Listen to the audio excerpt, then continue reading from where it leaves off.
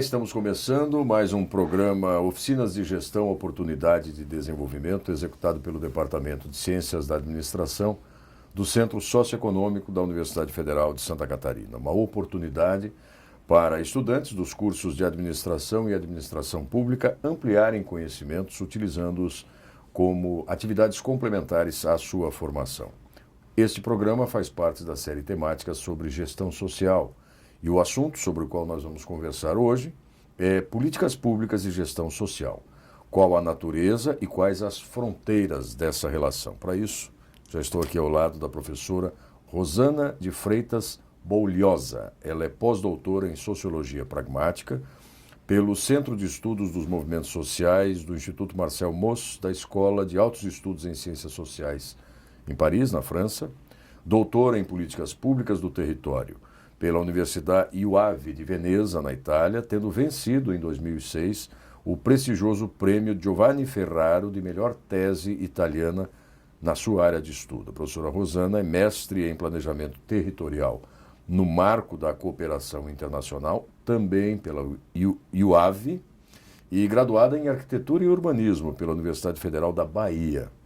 É líder do grupo de pesquisa Processos de Inovação e Aprendizagem em Políticas Públicas e Gestão Social e coordenadora geral do Observatório da Formação em Gestão Social. Este é um projeto de pesquisa que envolve 8 universidades brasileiras, a Federal da Bahia, a UFCA, o UFRB, o UDESC de Santa Catarina, a Federal de Tocantins, a USP, PUC de São Paulo e PUC de Minas Gerais. Desde 2010, a professora Rosana é editora da revista Now Social. Professora, antes de mais nada, um prazer conhecê-la. Quero agradecer a sua disponibilidade em ter aceito o convite e estar participando aqui conosco desse programa. Para mim também é um imenso prazer. Eu agradeço muito a vocês pelo convite. Eu acho que a dimensão e a complexidade do nosso país justifica muitos programas, né, de educação à distância. É uma oportunidade para muita gente que está fora dos centros, dos grandes centros urbanos, mas também dentro dos grandes centros urbanos e sem as condições ideais de fazer uma graduação, um percurso formativo presencial. Então, eu acho que o Brasil vem também se destacando muito por ter desenvolvido e continuar desenvolvendo essa tecnologia de ensino à distância. Acho que a gente tem dado uma grande lição. Que bom, é nisso que a gente aposta há tanto tempo também. Professora, o tema é, ou são, as fronteiras ou a natureza dessa relação, né, das políticas públicas e da gestão social. Talvez nós pudéssemos começar a elaborar uma reflexão sobre esse tema, pensando, refletindo ou falando a partir, efetivamente, da noção essencial do que são as políticas públicas, do que é a gestão social e, evidentemente, da relação entre ambas. Por onde é que a gente pode começar? Nós podemos começar, eu acho que o primeiro ponto é a gente imaginar que a produção de conhecimento ela nunca está dissociada de processos maiores de produção de conhecimento. Então, a gestão social ela não nasce dissociada de um percurso mais amplo, né, de reflexão das ciências sociais, de uma certa crise que muitos falam também das ciências sociais, e como isso vai reverberar dentro da administração também, né, porque são pesquisadores, são praticantes que começam, de alguma forma, a se sentirem confortáveis dentro de um grande guarda-chuva conceitual chamado gestão social. E para a gente entender, precisa a gente saber de onde é que a gente fala. Por isso que, para mim, é tão importante a gente entender a relação entre gestão social e políticas públicas. E eu acho que, depois dessa breve reflexão, é interessante a gente entender o que são políticas públicas, para dizer, então, se políticas públicas é aquilo que o governo faz, onde é que está a gestão social? E aí é o primeiro pontinho que a gente precisa entender, que políticas públicas não é só o que o governo faz. Essa é uma visão extremamente funcionalista, né, das políticas públicas, imaginar isso. E, de fato, políticas públicas é uma disciplina, ou uma interdisciplina, uma multidisciplina que começa nos anos 50 nos Estados Unidos, a partir dos trabalhos pioneiros de Harold Lasswell, desculpe, e a partir daí muitos pesquisadores se interessam. E lá nos anos 50 ele vai dizer que políticas públicas é uma disciplina fundamentalmente prescritiva para ajudar o gestor público a construir melhores padrões de desenvolvimento e de projetação desse desenvolvimento. Bom, Claro que ele envolve muita gente, é interdisciplinar, ele diz para a gente fazer isso, eu não quero briga com a ciência política, então é algo que tem a ver com a administração, mas tem a ver com a economia também, tem a ver com a estatística, tem a ver com a história, e nasce esse campo e começa a aglutinar, aglomerar muitos pesquisadores, muitos estudiosos, e muito rapidamente esse campo se pluraliza, migra para outros países e migra por meio de diferentes escolas. Na França, por exemplo, chega por meio das escolas de ciência política e também um pouco pelas escolas de sociologia. Na Itália vai chegar pelo planejamento e no Brasil vai chegar pela administração. E essa porta de chegada marca muito fortemente a compreensão de políticas públicas, porque aqui vai chegar quase que exclusivamente a escola funcionalista. Então a gente termina compreendendo um pouco políticas públicas como a escola funcionalista ou a escola da análise racional, a rational analysis, diz, políticas públicas é o que o governo faz. Né?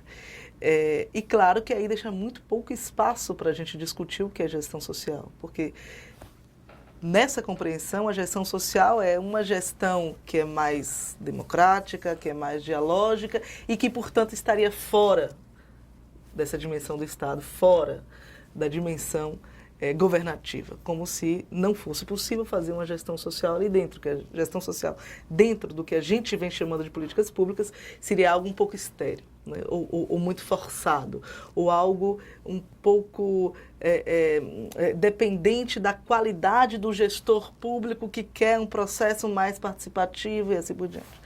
Bom, então, quando é que a gente consegue, como é que a gente consegue, no meu entender, claro, aproximar as fronteiras do que a gente chama de políticas públicas com o que a gente chama de gestão social? Eu acho que é quando a gente supera essa perspectiva funcionalista das políticas públicas como algo feito pelo governo. Então, isso é muito antigo, isso já em 72, Dai vai dizer, não, políticas públicas é o que o governo faz e o que ele não faz também, o que abre já um mundo de possibilidades, porque a gente tem escolas muito grandes, inclusive a escola pragmatista, né, visto que eu fui para a França também me aprofundar na sociologia pragmática. Então, para a escola pragmatista, o Estado, por exemplo, é o público organizado. Então, não tem sentido a gente falar que políticas públicas é o que o governo faz. Então, para a gente, e aí dentro de uma perspectiva que a gente desenvolve aqui no Brasil, no meu grupo de pesquisa, que a gente chama de mirada ao revés, porque a gente diz é preciso mirar ao revés as políticas públicas, na ideia de que quem estuda políticas públicas não pode compreender políticas públicas, no nosso entender, naturalmente, como algo concreto. Políticas públicas não é um programa, não é uma ação de governo, é um conjunto. É um conjunto de ações, é um conjunto de esforços, é um conjunto de compreensões, de problematizações multiatorial, no qual o governo é um dos atores. Então, quando a gente pensa nisso, que o governo é um dos atores, a gente deixa de olhar e de assumir para o estudo das políticas públicas a ação governamental como unidade analítica fundamental e a gente substitui isso pelo problema público. Ao substituir a análise, a unidade analítica fundamental para o estudo de políticas públicas do programa, do projeto, da ação governamental para o problema, a gente imediatamente pluraliza a compreensão de que no âmbito ou no fluxo daquele problema, diferentes atores se mobilizam. Se a gente pega, por exemplo, a gente quer fazer um estudo dentro da perspectiva funcionalista do Minha Casa Minha Vida, a gente vai estudar aquele programa e a partir dele tudo que diz respeito a ele. Se a gente, em vez, substitui essa ação e pega, por exemplo, o acesso à casa, a gente vai ver quantos atores são mobilizados e se mobilizam, inclusive em uma discussão de como é que esse problema deve ser visto, não só sobre a ação. Muitos agem e muitos também forçam uma problematização, incluindo bancos, incluindo sistema financeiro, incluindo associações de bairro. Então, o conceito de problema público ou de bem público que precisa ser preservado nos parece muito mais rico. E, ao fazer isso, a gente abre essa interpretação multiatorial do processo de construção de políticas públicas, entendendo políticas públicas como um fluxo multiatorial, historicizado, sem dúvida, e a gestão social cabe e se chega de um modo muito próximo, muito correspondente, muito complementar. Agora, professora, e aí talvez eu cometa aqui uma relativa ousadia, é fundamental separar ambas para entender o processo? Ou isso é só uma solução mais metodológica do ponto de vista de como analisar, decompondo as peças para poder reconstruir depois esse conceito? A produção de conhecimento funciona um pouco assim, né? A gente vai decompondo e recompondo, né? Fazendo essa análise, síntese contínua, né? Esse jogo contínuo. Muitas vezes no processo de dedução, outras vezes no processo de indução, outras vezes até na abdução de Peirce, mas a gente vai fazer desse jogo para a gente entender. Eu acho que é fundamental a gente entender as partes, né? Para a gente poder construir uma síntese que tenha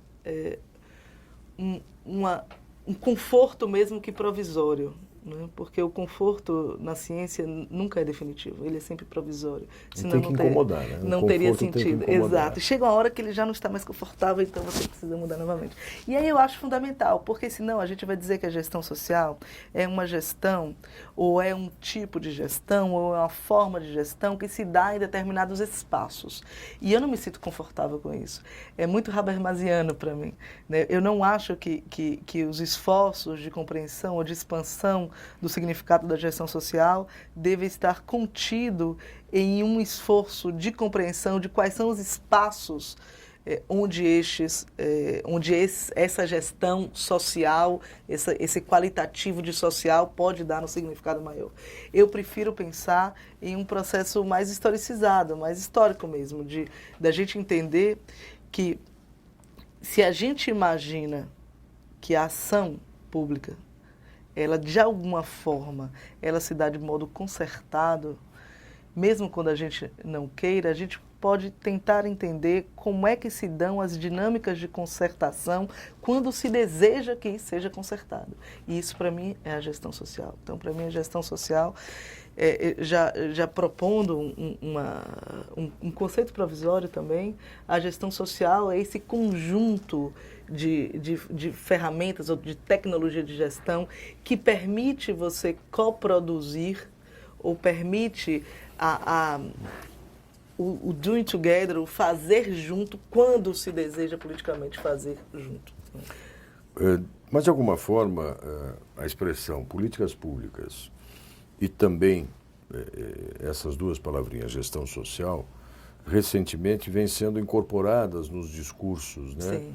Dos diferentes atores do campo político, sejam candidatos, gestores, atores políticos com mandato, enfim. E cria-se, pelo menos ao meu juízo, o senso comum de que políticas públicas são aquelas que perenizam as ações do Estado e não aquelas que se restringem a um período de mandato.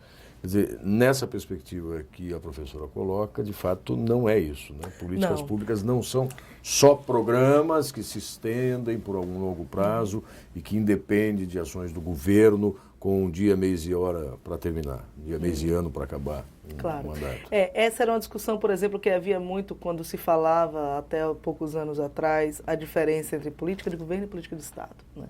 A política de Estado é o que vai para além da política do governo porque ultrapassa os limites de uma gestão. É um modo de pensar. Uma outra forma de pensar é que os conceitos, eles não são fatos sociais. Eles até, de certa forma, são, porque é uma produção cognitiva, né? É uma produção social cognitiva. Mas ele não é o fato social. O fato social, ele pode ser visto de diferentes conceitos, a partir de diferentes conceitos. Eu posso ver, por exemplo, uma manifestação de rua a partir dos óculos cognitivos das políticas públicas. Eu posso ver a partir dos óculos cognitivos do que a gente chama de movimento social. Então, eu acho bem importante, muito importante para os alunos, sobretudo, entender que conceitos são óculos que a gente coloca para ver um mesmo fato social. E esse óculos cognitivo chamado políticas públicas vem sendo cada vez mais utilizado.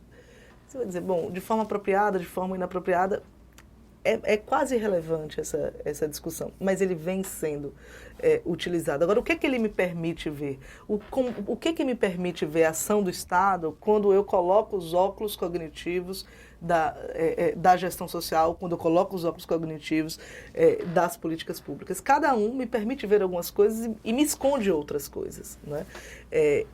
Então, eu prefiro entender que políticas públicas é um construto interpretativo, é um modo de interpretar a realidade, né?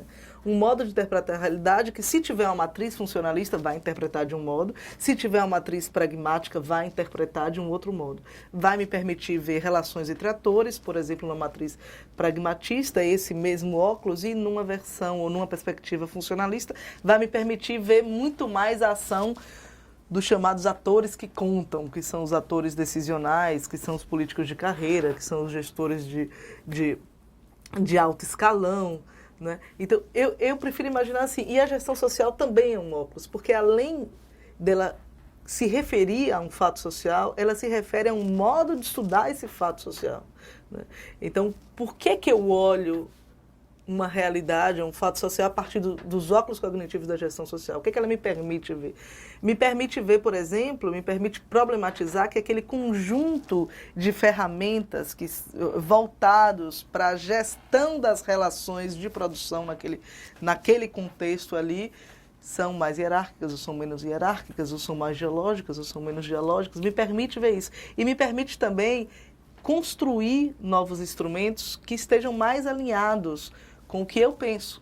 Com o que eu penso de, por exemplo, a sociedade mais democrática, com o que eu penso de dar voz a todos os atores, porque é muito fácil a gente encontrar, se a gente não reflete sobre os óculos cognitivos, se a gente não os retira, olha e diz, bom, eu me sinto confortável com eles ou não, é muito fácil da gente tentar construir processos participativos, processos mais democráticos, com instrumentos que não são participativos, com instrumentos que não são democráticos. Então, há uma dimensão instrumental da gestão social? Sim. Para mim, há uma dimensão instrumental muito forte da gestão social. Para mim, a gestão social é de fato esse conjunto de ferramentas, inclusive cognitivas, que permite o fazer juntos. Quando esse fazer juntos adquire uma dimensão política mesmo. De todo modo, é fundamental acreditar e trabalhar com essa ideia de que a gestão, melhor, as políticas públicas não necessariamente derivam de ações do Estado. Elas podem ser definidas em outros espaços, em outros lugares que não necessariamente há estrutura orgânica de um Estado, seja o Estado Nacional, um Estado da Federação ou um pequeno município. Sim. Ali é possível prever, propor e atuar no âmbito das políticas públicas. Eu acho que a gente precisa reforçar a ideia de que políticas públicas é um processo multiatorial, até para a gente observar que, de fato, o Estado tem uma limitação muito grande como ator de processos, né? Como condutor de processos. E pensar assim significa responsabilizar a sociedade também, né? E dar uma dignidade para essa ação. Se a gente imagina, por exemplo, e nunca pensar, claro que é absolutamente referente ao que eu defendo, e nunca pensar que políticas públicas é algo. Ele não é algo. Ele é um fluxo. Talvez se materialize em algumas ações? Se materializa como se materializa na ação de outros atores também. Se a gente pega, por exemplo, o problema da difusão da AIDS no país, o Estado ele entra muito depois. Claro que quando ele entra, ele tem um poder estruturante, claro, ele tem recursos que poucos atores têm, né? O Estado é capaz de regular processos, regular a ação de outros. Ele é capaz de regular criando um sistema de sanções e interesses, né? Ele é capaz de regular, ele é capaz de sugerir a ação por meio de editais, por exemplo. Ele é capaz de estimular, de conduzir. E ele tem um sistema de sanções e interesses que nenhum outro tem. Se a gente pega, por exemplo, o GAPA, né, que tem uma ação muito grande dentro da discussão e da construção de respostas públicas ao problema da AIDS, a gente vai ver que o GAPA ele pode até criar um prêmio para as melhores ações alinhadas ou em prol da gestão desse problema. Mas ele não pode criar um sistema de sanções. A mesma coisa se a gente pega as pessoas com deficiência. Não é? A PAI, ela pode até criar um prêmio, a PAI dos melhores, mas ela não pode criar um sistema de sanções. E o Estado pode. Então, o Estado, claro que é um ator extremamente importante, mesmo na minha perspectiva, que não é estadocêntrica, é fundamentalmente sociocêntrica, ele tem uma importância muito grande, sobretudo em um país que a gente tem um Estado riquíssimo e uma população pobre. Diferente de outros estados-nação, né, que a gente tem populações ricas, estados pobres, enfim, aí também vem do nosso modelo histórico de desenvolvimento. Mas o Brasil, que tem um estado imenso, né, que tenta regular todas as áreas, né, aqui faz muito sentido, ainda que eu não concorde, com a expressão faltam políticas públicas, porque a gente espera do Estado tudo isso, né? Porque a gente tem a compreensão de Estado imenso, então faltam políticas públicas. Se você pensa na fome no país, claro, tem programas de transferência de renda, o Bolsa Família foi um programa fundamental, precisa, claro, evoluir, mas foi um programa fundamental. Mas imagine a ação de milhares de cidadãos, de associações que tentavam gerir e tratar o mesmo problema, desde a igreja a outras ações. Então, pensar nessa pluralidade, eu acho que o Estado também deveria pensar um pouco nisso, é imaginar que o Estado não é tudo. Ou melhor, que o Estado é o público organizado, somos nós, né? Agora, a gente transfere sempre para o outro essa necessidade. Então, acho que essa discussão de o que é mesmo que são essas políticas públicas, assim como essa discussão sobre e essa gestão social entra onde? O que é que o qualitativo de social reforça na gestão? E se você passa, por outro lado, a compreensão de políticas públicas, reforça a multiatorialidade, né? Reforça esse processo político de coprodução. Né? Não uma coprodução simples no qual o cidadão é convidado a fazer o disque denúncia, ele informa. Né? Não, mas um processo no qual ele assume a sua responsabilidade e ele age. Né? Porque a gente pode compreender políticas públicas dentro de uma outra macrocategoria, um outro óculos cognitivo que é muito forte, que é o óculos da ação pública, que eu acho que... Professor, eu quero me aproveitar um pouquinho dessa sua trajetória de formação, né, que começa com a graduação lá em Arquitetura e Urbanismo, depois vai passar por um mestrado em Planejamento Territorial no marco da cooperação internacional, um doutorado na Escola de Altos Estudos em Ciências Sociais, né, de Paris, não, em Políticas Públicas do Território, e esse pós-doutorado, esse estágio de pós-doutoramento depois nessa área também da Sociologia Pragmática. Talvez uma das questões mais debatidas ou em que se observa, pelo menos se observa, algum tipo de mobilização das associações de bairro, da sociedade de modo geral, em torno de audiências e consultas públicas, é a questão das discussões dos planos diretores municipais. Né? E aí vou me referir à menor unidade da federação, que é o município, que envolve aspectos de mobilidade, de ocupação do solo, de crescimento urbano, e você tem essa trajetória lá. Aí me parece que há um amplo espaço do exercício de ambas, né? Da definição das políticas públicas, na perspectiva que a professora Rosana coloca, obviamente, que não só uma ação protagonizada pelo Estado, e da participação efetiva da sociedade na definição, na implementação, no acompanhamento dessas ações. Pode ser isso, professora, por exemplo? Sim, claro. A política urbana, né? Ela é um setor de políticas públicas, um âmbito de políticas públicas que essas questões ganham um espaço muito fértil, né, de discussão. Não só porque a gente consegue ver a multiatorialidade muito presente, muito concreta, né, em associações, mas também nos grupos organizados, no capital especulativo, por exemplo, nos proprietários fundiários urbanos. Todos os atores, né? Todos, a gente consegue perceber tudo isso. Então, é um espaço muito fértil, muito propício a discussões e a gente discutir, construir conhecimento a partir de casos concretos é sempre muito bom. Então, eu acho que sim. Agora, os planos diretores, né, eles têm uma trajetória muito particular no Brasil. Eles ainda não conseguem assumir com interesse a sua função de regulação de processos, né? O que a gente chama de produção de cidade, ela se dá de forma desregulada, né? E essa produção de cidade de forma desregulada é um tipo de planejamento. não é? Não dá para a gente dizer que, como faltam políticas públicas, falta planejamento. Nossas cidades são extremamente planejadas. Só que é um planejamento excludente, é um planejamento extremamente elitista, elitário. É um planejamento que nega essa pluralidade de atores, mas essa pluralidade se mantém. E é um conflito muito grande, né? Então, um plano diretor, ele é o conflito urbano congelado ali, né? Cada nova edição de plano diretor, ele é um conflito urbano congelado.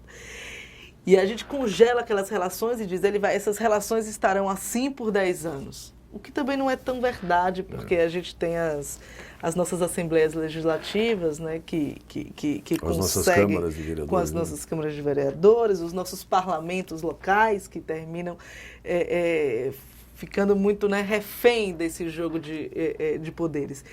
E eu acho que um exemplo claro da dificuldade dessa relação que a gente tem é com o próprio Estatuto da Cidade. Aliás, o Estatuto da Metrópole, que acabou de ser aprovado agora em janeiro, que não consegue muito bem dizer que veio, mas o Estatuto da Cidade, que foi aprovado em 2001, ele ainda é mais revelador disso, porque ele passa 11 anos em discussão no Congresso e ele passa de ser rejeitado por unanimidade a ser aprovado por unanimidade.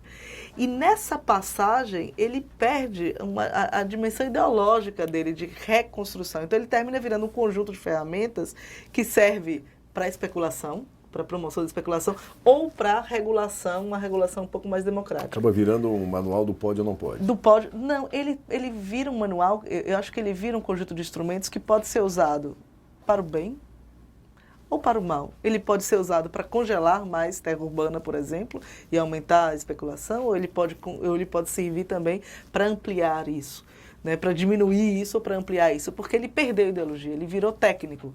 E não cabe um instrumento técnico na cidade, porque a cidade é eminentemente política. Não cabe. Um plano diretor, né? Ela é viva. E um plano diretor é vivo, né? Você produz cidade e outros estão perdendo cidade. Você vai construindo cidade e tirando cidade dali. Então, o urbanismo, ele nasce com essa ideia também de regular processos e, claro, processos que estão aí à mercê de forças que são muito articuladas, né? Diferente de forças pouco articuladas e que tem uma ação muito grande também, né, no nível micro, como as associações e tudo mais. E hoje eu acho que sobretudo depois das manifestações de junho, os movimentos urbanos, os pequenos coletivos urbanos começaram a ganhar muita força, né? E isso é muito bonito de ver, né? Em Salvador, onde eu moro, eu venho acompanhando já tem alguns anos. A gente fez um seminário chamado Coproduzindo Salvador, em onde vieram vários participantes, né, desses novos movimentos. E tem uma gramática nova surgindo, né? Uma gramática atorial muito nova surgindo. Há movimentos que se chamam de movimentos, há movimentos que negam a palavra movimento porque acham que é datada, se chamam de evento, outros se chamam de coletivos. Então, isso mostra que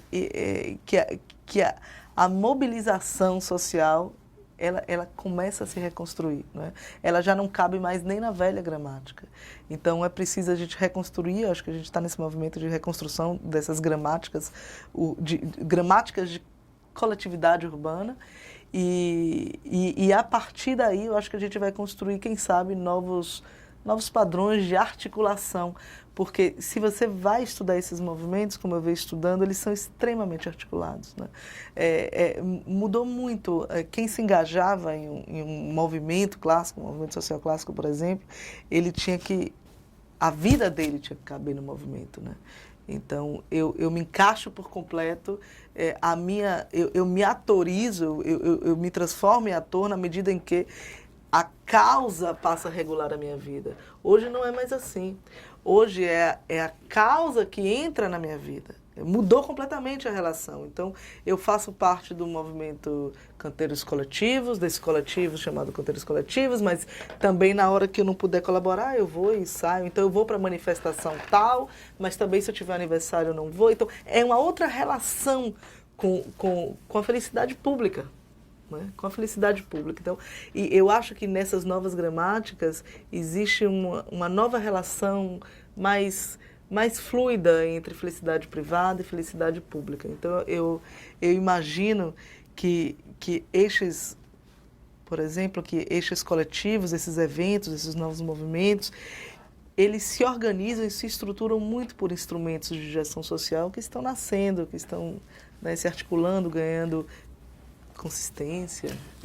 Professora Rosana, sempre que eu tenho a oportunidade de conversar com especialistas, como é o seu caso, né, alguém que se dedica tanto a estudar, entre outras questões, a gestão social, eu lanço uma provocação, mais de uma vez já fiz isso com outros convidados nossos, de que a questão, ou esse modelo, vou usar a expressão modelo, né, da gestão social, ela assusta um pouco uma certa cultura política que foi construída desde longínquas eras aqui, de que quem protagoniza as ações do Estado são os seus representantes democraticamente eleitos. Então, há uma resistência, uma suposta resistência da Câmara de Vereadores para que as audiências públicas, as consultas públicas, os movimentos, eventos e coletivos não tomem o lugar que lhes pertence por direito, porque afinal são eles os representantes. Essas ações, essas manifestações, parecem apontar um pouco no sentido oposto. Não é bem assim, gente. Vocês estão lá, há evidentemente um Estado de Direito, um exercício da democracia representativa e tal, mas nós também estamos pleiteando os nossos espaços, e aí concordo com a sua tese das políticas públicas, na definição de políticas que não cabem só a vocês resolver. É esse um pouco o embalo, a onda desse movimento? Eu acho que nós estamos diante de uma mudança de época, não é? Tem uma visível falência de um modelo de construção de um Estado, mas também de um modelo de compreensão da sociedade. Não sabemos exatamente o que estamos construindo, mas eu acho que estamos construindo, e esse é algo que a gente só vai conseguir ver daqui a alguns anos, quando a gente olhar para trás e a gente conseguir perceber, um pouco como o fio que a Ariana deu a Teseu para que ele não se perdesse no deserto, que mapa foi esse que nós construímos. Isso eu acho que é extremamente estimulante do ponto de vista da pesquisa, mesmo a gente sem saber onde a gente vai chegar, é extremamente estimulante, mas do ponto de vista do que eu chamo de felicidade pública é ainda maior, porque é um novo momento de conquista, né? É um novo momento de expansão. E, claro, como toda expansão, ele é carregado de tensões. Carregado. São modelos que já não representam, né, nem o Estado, nem a sociedade é muito maior do que o Estado. São choques de visões, né? Alguns direitos extremamente consolidados por parte de grupos muito específicos, como o direito de ser melhor do que o outro. E a gente fala que a gente vive agora em um novo estado de direito, onde a gente tem o direito das pessoas com deficiência, a gente tem o direito das minorias, o direito das mulheres, dos transexuais e tal, e tal, e tal. Mas a gente não fala nos direitos que devem ser perdidos. A gente fala nos direitos que a gente precisa adquirir e os que a gente precisa perder, né? Tem direitos consolidados. O direito do vereador de utilizar a máquina pública em benefício próprio é um direito adquirido e ninguém mais concorda com isso, não é isso? Mas por muito tempo esse direito foi se consolidando e a gente praticamente achava que era quase que um direito consuetudinário. Naturalizamos isso. Naturalizamos isso. Então agora ninguém mais admite isso. Então agora eu acho que a sociedade já não aguenta mais também, né? Já está todo mundo extremamente cansado, mas ao mesmo tempo existe uma crise ética aí muito grande, né? Ao mesmo tempo tem um público que precisa se ver como público, se descobrir como público e entender que ele é público de quê? E que ele também ajudou a construir esse Estado de direito de exceção que a gente não quer mais, né? Então eu acho que a gente está nesse momento historicamente muito rico. Muito rico. Professora Rosana, eu dizia na apresentação dela aqui, coordena o Observatório da Formação e Gestão Social, que é um projeto que reúne pelo menos 8 instituições brasileiras, eu fiz menção aqui a elas há pouco. O que é hoje, o que está mais em evidência na troca dessa rede de instituições com relação as questões envolvendo a gestão social, professora? Onde é que vocês estão? Em que Olha, estado está esta arte hoje? A gestão social, você vê que o nome do observatório é o Observatório da Formação em Gestão Social. A gestão social, ela tem uma característica como um saber, né, um campo de práticas e conhecimentos que vem sendo produzido aí, sobretudo nos últimos, se a gente quiser dar uma data, assim, uns 15 anos, uns 20 anos, e cada vez de modo mais intenso, né, haja vista a constituição da Rede de Pesquisadores de Gestão Social em 2000, primeiro uma reunião em 2003, depois a constituição da Rede em 2007, quando começam também os encontros nacionais de pesquisadores em gestão social, mas eu gosto de lembrar que a gestão social, ela tem uma característica muito particular, ela se singulariza por ela ter sido também gerida nos interstícios de propostas formativas. Isso é uma coisa muito rara. Normalmente a gente desenvolve primeiro um campo de saber e depois ensina, digamos, de modo, né, tentando ser bem esquemática. A gente vai construindo e à medida que essa coisa se consolida, a gente vai ensinando essa coisa. Foi assim com a matemática. Foi assim. Com a gestão social, não. A gente começa a ensinar quando a gente ainda nem sabe exatamente o que é, até porque é uma polissemia, né? E hoje no país a gente tem cursos de graduação em gestão social, a gente tem cursos de mestrado em gestão social e cursos de especialização, de extensão universitária em gestão social. A gente começa a ter uma carreira de gestor no governo federal. E o observatório, ele nasce a partir da articulação de diferentes pesquisadores que estavam um pouco, queriam entender o que estava acontecendo e pelo menos no meu caso, o que me deixava fascinada, porque eu adoro entender como é que o conhecimento é produzido, era de que a gente não vivia uma clássica experiência de learning by doing, né, de aprendendo enquanto faz, que a gente fala tanto nisso. A gente vivia uma inusitada experiência de learning by teaching, aprendendo enquanto ensina. Então, o nosso aluno era parceiro, e ele sabia que ele era parceiro, porque eu me lembro que uma vez um aluno me falou assim, professora, ontem de noite eu tive que responder minha mãe assim, o diploma de gestão social vai servir para quê? E eu disse para ela, eu não sei, mãe, mas eu quero ter. Então foi muito bonito isso, porque de fato é uma compreensão de um processo de transformação e de construção histórica que é muito presente dentro de todos aqueles que se sentem acolhidos nesse guarda-chuva conceitual da gestão social. Então, o observatório nasce dessa ideia, nasce em 2010. A gente termina enviando o projeto de pesquisa, que é apoiado pela FAPESB, e ele nasce como observatório da formação, né, que não é um observatório da gestão social. São desses processos formativos. Então, dentro dele, ele tem 3 eixos de observação. Ensino-aprendizagem é um deles, inovação é um outro, e avaliação é um outro. E dentro de cada um desses eixos, nós temos projetos de pesquisa. E desses projetos de pesquisa, dentro do eixo inovação, o principal projeto resultou no Dicionário para a Formação em Gestão Social, que é um dicionário que eu trouxe para vocês alguns exemplares, e que a gente lançou no ano passado, e que são 43 verbetes, construídos por 43 pesquisadores. Eu, naturalmente, estou com de políticas públicas, além de fazer a coordenação do projeto, né? A organização do dicionário, mas ele conta com trabalhos importantíssimos de professores daqui, como o professor Salmo, como a professora Carolina Dion, como a professora Paula Schomer, que já veio para aqui, como o próprio Ayrton, que vocês também já entrevistaram, como o Theo, como a professora Tânia Fischer, com o verbete de gestão social, grandes nomes como Ladislau Dalbor, enfim.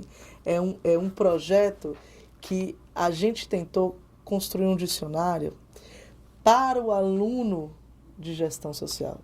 Tanto que é um dicionário para a formação. Então, a gente tem desde verbetes que são muito específicos do mundo da gestão social, como residência social, a outros verbetes que são temáticas muito consolidadas dentro da gestão social, como economia solidária, como gestão de cooperativas, como cooperativismo, e outros que são maiores, como democracia, mas que a gente queria mostrar o que é a democracia para quem estuda gestão social, né? Então, o observatório ele nasce um pouco como com essa dupla ideia de um pouco observar o que está sendo feito e, de outro lado, também produzir pesquisa de base, porque a gente produz o tempo todo pesquisa aplicada, e a gente acha que é preciso produzir pesquisa de base. Então, quem se interessar pode entrar lá no site do Observatório da Formação e Gestão Social, vai encontrar uma bibliometria, uma catalogação grande de trabalhos, que a gente criou uma base bibliométrica também, com mais de 1000 obras em gestão social.